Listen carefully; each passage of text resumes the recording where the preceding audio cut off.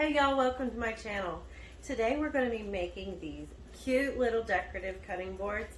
If you enjoy this tutorial, please be sure to comment, like, and subscribe to this channel and follow along in this new adventure that I have going here on YouTube. So let's get started. I started with a 1x10 board that I cut in the shape of a cutting board and stained it with Dixie Belle's VooDoo gel stain in the color Tobacco Road. We're going to paint it with Dixie Belle's chalk mineral paint in the color Buttercream mixed with a little bit of Fluff. When you're painting with chalk mineral paint, you want to keep your brush damp. I dampen mine by dunking it in water and blotting off the excess. You're going to want 2 thin, even coats with all paints.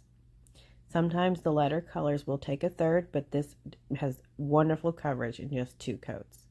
Now we're going to get out our painter's tape and make the stripes for the grain sack stripes. So with a grain sack stripe, you start with 1 large one in the middle and then 2 thin ones on each side, or 1 thin one on each side, I should say. And then you're going to press that down really well and then take your fingernail and rub it evenly.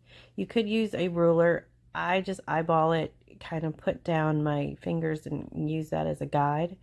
You're going to also want to put a coat of the base color paint down first and then put on your opposing color so that you get nice, crisp, clean lines.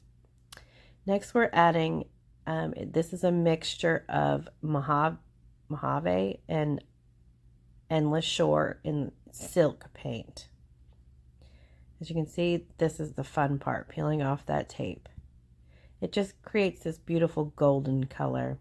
If you're interested in mixing and toning and making more custom colors, you can go on to Dixie Belle's website, dixiebelle.com, and click on the Color Lab.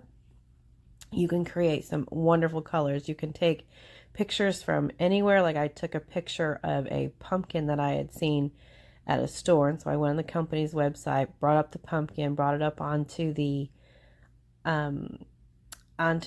Color Lab, and was able to match that color. So then they tell you which colors to go and get in the proportions that you need to mix them in. It's really fun because then you can make any type of color. So again, I'm just adding that.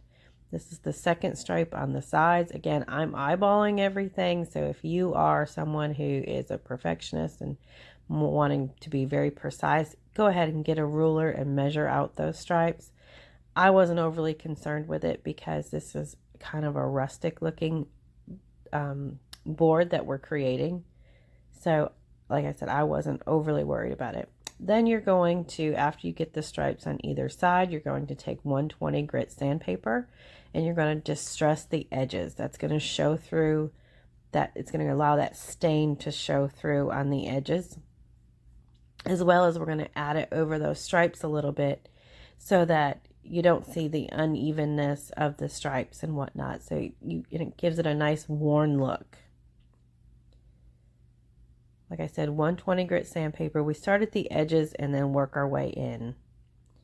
Silk normally is not meant to be distressed, but since we're doing it, it's not wet, but it's dry, but it's very new. It will distress. It's only in 1 coat as well. If you had waited any longer, you wouldn't be able to distress it very well.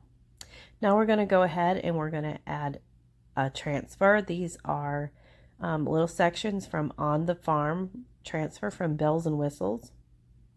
I thought these two went really well together.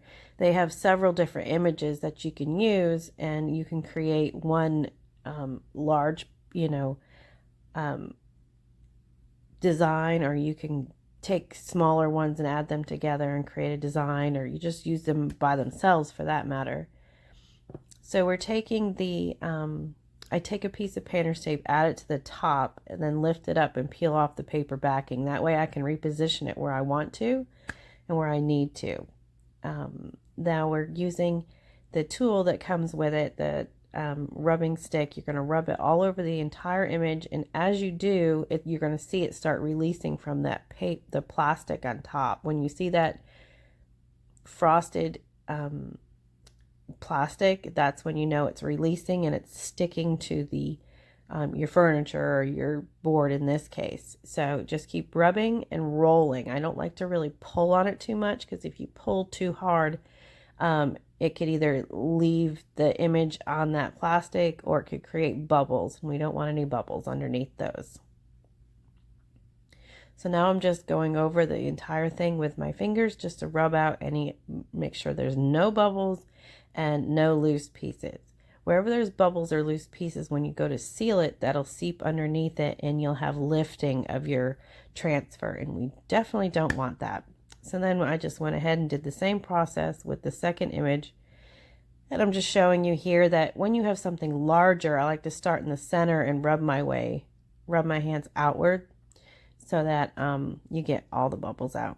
And then at the end, we're going to seal it and then add some greenery and some twine, and you'll be all set. So we're going to seal with Dixie Belle's Easy Peasy spray wax. You're going to shake, shake, shake, shake, shake, shake, shake until you get everything dispersed evenly. You spray it on your board and then wipe off with a lint-free.